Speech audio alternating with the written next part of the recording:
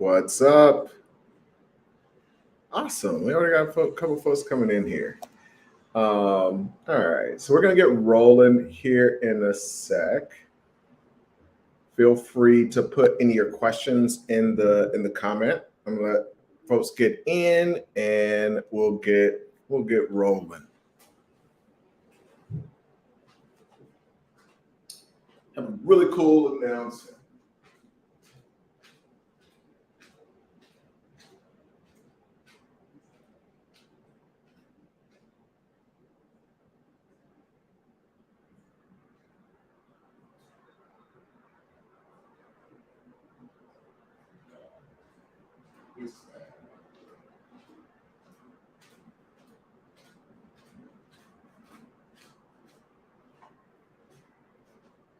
Be sure to like and comment with any questions.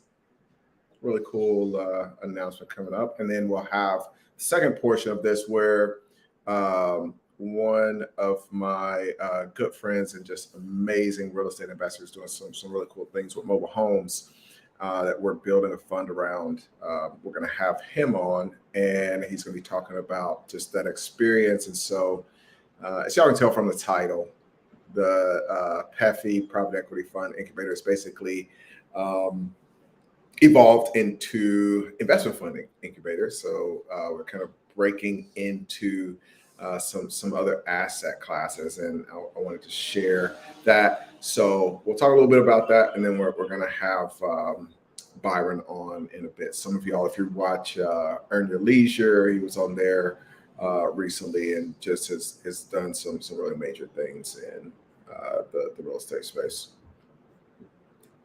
Cool. Let's see who we got popping in. Pirate School comes in and says, what's up, big guy? I know, when I see your name pop up first, I know it's going to be a good live. We got Sigma Enigma. Greetings from San Francisco. I was just I'm in Rio right now with a friend that used to live in San Fran, and was talking to another one of my friends that just this morning. The Bay Area is coming up like crazy, it seems like. So eventually I will. Actually, my friend in the Bay Area was asking me, when am I going to make it that way? And it just, I'm overseas so much that when I am in the U.S., it's like getting into family time as much as possible, taking care of whatever business I have to take care of in the U.S. and then getting out there. I will say that Brazil has been a pleasant surprise. This is my very first time. I've been all over South America, 11 countries just in South America, and had never made it to Brazil. One of the reasons was because I was really focused on getting my Spanish to the next level, and finally made it here and absolutely love it. I'll show you all the view from where we are right now. Let's see. That's a little crooked. There we go. You can see the ocean out there. Awesome. All right, let me change this out. And we'll give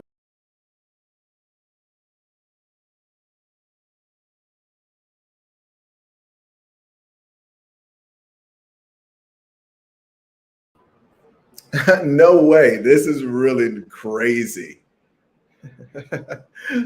Yet another person. Same here. Greetings from the Bay. Shout out to San Francisco. So I'm surrounded right now. Brittany, there's like, San Francisco just keeps coming up. It's weird that we're just talking about that. I know. I got to make it out there.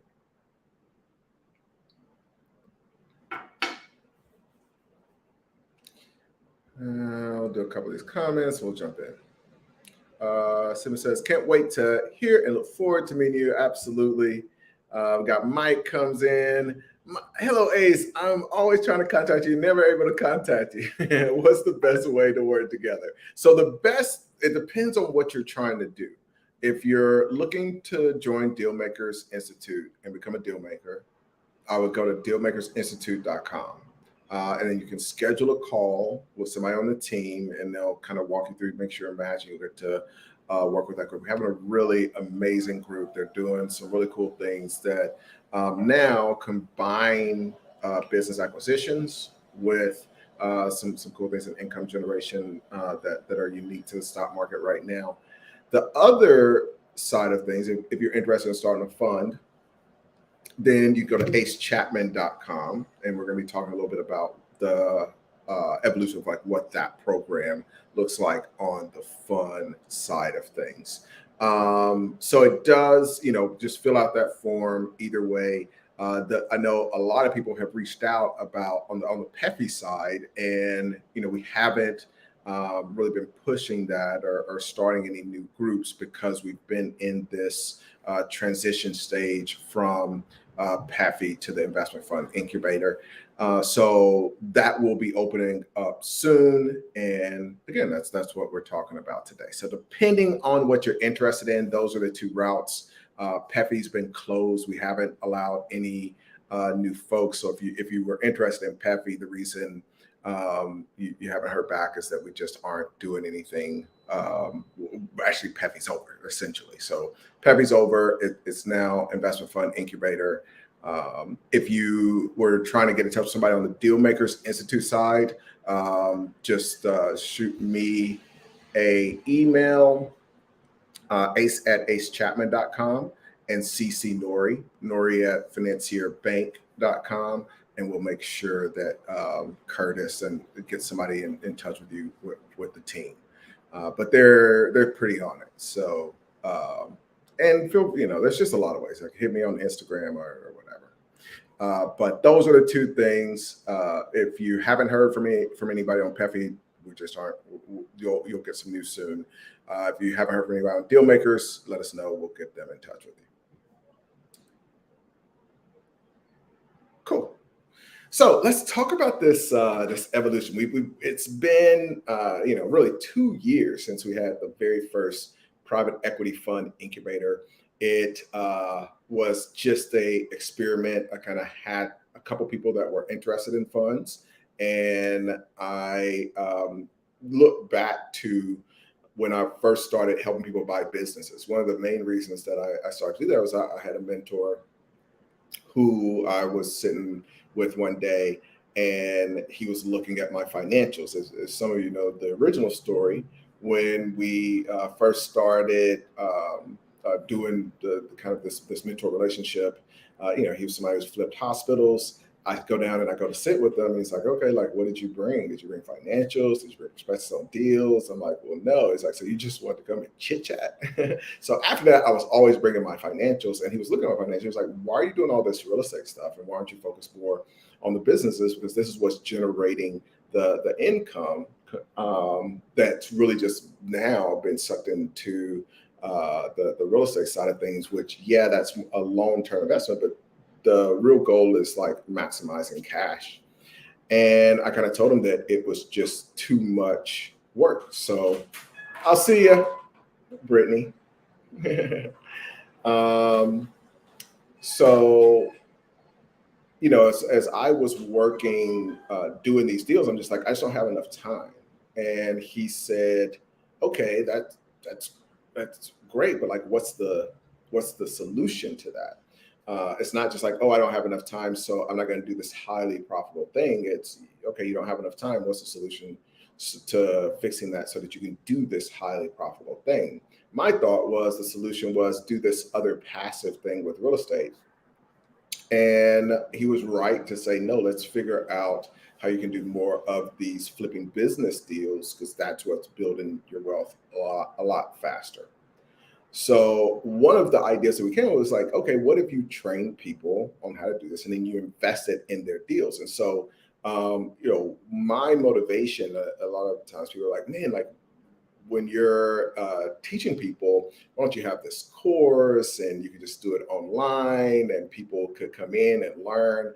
And my goal has never been to make money off of the course. My goal was to make money off of doing deals with the people. And so it was more important, and Curtis does an amazing job of this right now with deal makers, where we want a relationship. So for you to just pay us money and go through an online course doesn't achieve the goal of us getting more deals. And it's been really exciting to see. I mean, now, we're part of businesses like Dealmakers Institute isn't really a course. It's almost like it's a private equity firm. So it's not necessarily a fund, but it's a firm where we're investing in deals. We're partnering with the students on deals. And so in the US, we have businesses from Washington to Atlanta to just close some deals in Texas.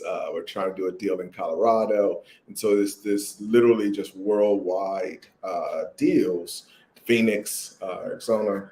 I'm sorry, worldwide, nationwide. We're not doing any international deals with deal makers right now. I'm sorry, I'll let that police pass by.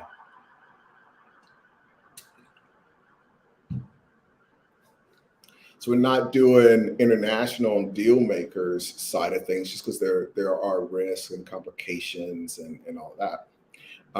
But nationwide, we're doing these deals, and a lot of that was the impetus. And so I got to this next step where we had these private equity funds, but I was the main GP and kind of just understood all the dynamics. Part of the dynamics is just doing deals. The other dynamic is raising capital. The other dynamic is being able to manage and operate the fund, which is a lot more complicated than a lot of people understand, that in order to generate a really good ROI. So I've had ups and downs just figuring these things out. So as we're looking at like, okay, how do we expand this? I realize it's kind of flashback to my mentor. Is like, okay, I've got to figure out how to duplicate myself. And I still had the same trepidation. It's like, man, this is complicated. Like, how am I going to help people learn how to manage funds?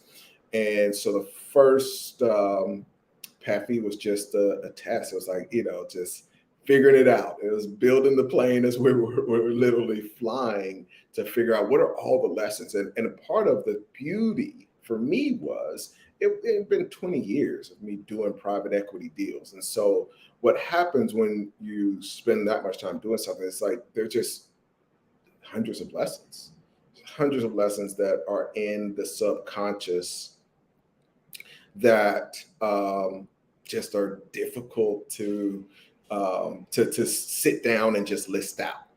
And so what was really neat was having them ask questions, where I would say like, oh, well, this is the way that I do it. It's like, okay, well, like, why does it work that way? And then like, okay, well, why does that work that way? And just like backing in. And so it was just this really amazing exercise. And it was an amazing, talented group of folks. And, end result, amazing returns, all of that good stuff. And I realized, okay, let's do this a little bit more. So we start to do more of those, and it's worked out really well.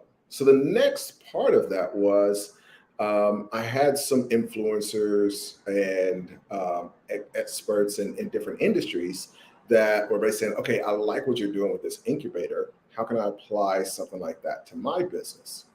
And been talking to a coach, helping a couple of folks behind the scenes, and that's been kind of evolved into what's now the investment fund incubator, where we're doing different funds. So it's not just me. Obviously I've got expertise in private equity. We're going to have Byron Sellers come on in a little bit. He's been in mobile homes for years, but the real goal now is how do we two things.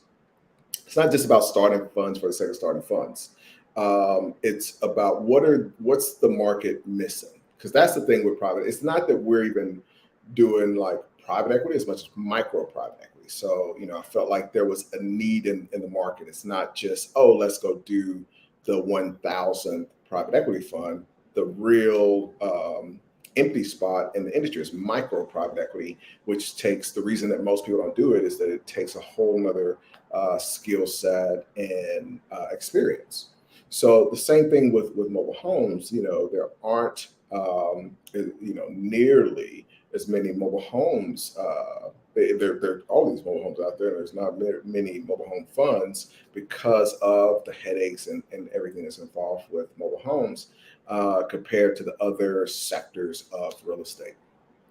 And so that's the goal. We're looking at where is there a need, and then the third piece of that is returns. So very high returns. So as a lot of y'all know, in the PEFIs, we're doing 100, 200, 300% return of the fund. One of the reasons because they're smaller funds. So we want to figure out, okay, how do we take a smaller fund and get these very high returns? So those are the two things where one of the reasons you can get those really high returns because there isn't much competition. And then the other reason is the size of the fund and that kind of thing. You're getting if you're doing 300% return on a $1 billion fund, like you're probably going to have the SEC come to check out what's going on. But you can do that with $1 million fund, $2 million fund. So those were really the pieces that started to come together. So this was really just to jump on and kind of give an update on that because I know, we have some on this call. People have been reaching out, interested in PEFI. We haven't been accepting people. We had the people in PEFI 6, and basically they had made deposits, gave them their money back. It's like, hey, this thing is going to be something totally different, and it's not fair to keep your money as we are. It is something. So if you're interested in the new thing, then you can come back.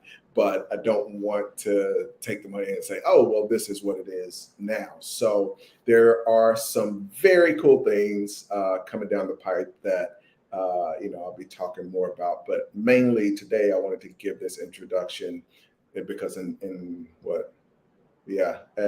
1:30 Eastern, about 15 minutes from now, we're going to have Byron on, my fellow GP in the mobile home fund. And y'all be able to ask him questions and all that. We'll do a few questions, and then hopefully y'all will come back here in about 15 minutes. Let's see. Otto, what's up? So Otto asked, do you still own online assets? Absolutely. I own several of them.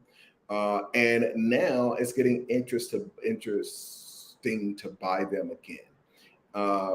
There was a little while where they were just too expensive. The great thing about where the economy is now, some of the sellers are getting a little bit more anxious to sell, are willing to do some seller financing, and that becomes a better opportunity. So I tell you exactly what I'm doing. I'm not keeping a secret. So, and I've got friends that are heavy in the internet space. But when I feel like the valuations are getting outrageous, I just step away. So the past, especially during COVID, that just became this other escape. But past 4 years, very high valuations. Now it's getting to be very interesting again to do these deals.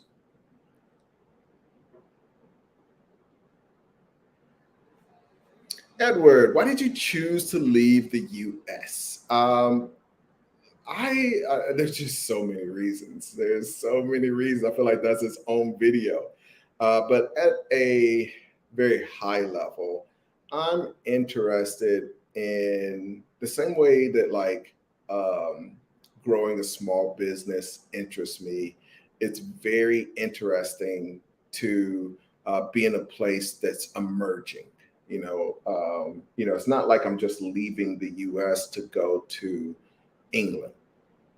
I want to go to a place that's like it's an emerging market, and there are so many reasons. Like number one, I like spending a lot of money. Like I like making a lot of money and spending a little money, and so to live the way that I want to live doesn't cost nearly as much.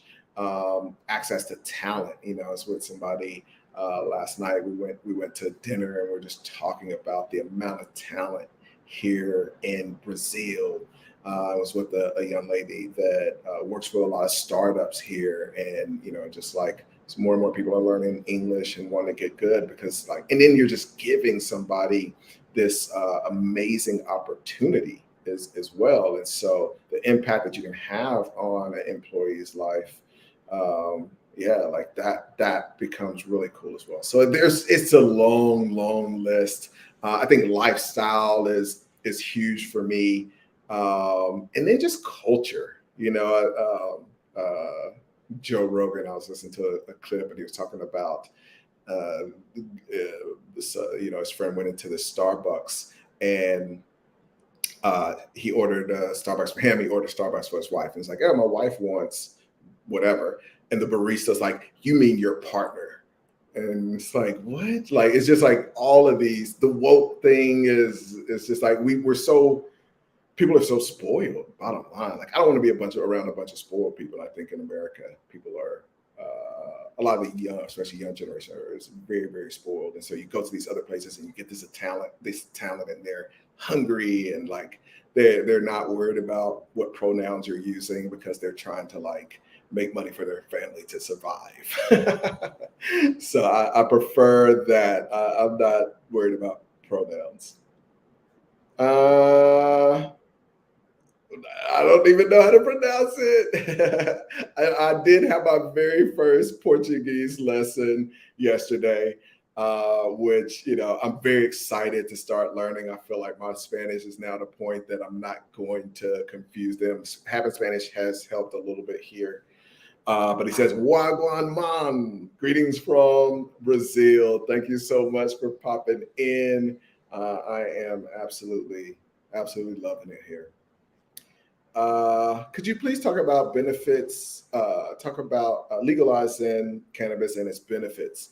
So we are looking at a deal right now that's in the cannabis space, and we've done something that's in that arena. So I will talk about that. I definitely will.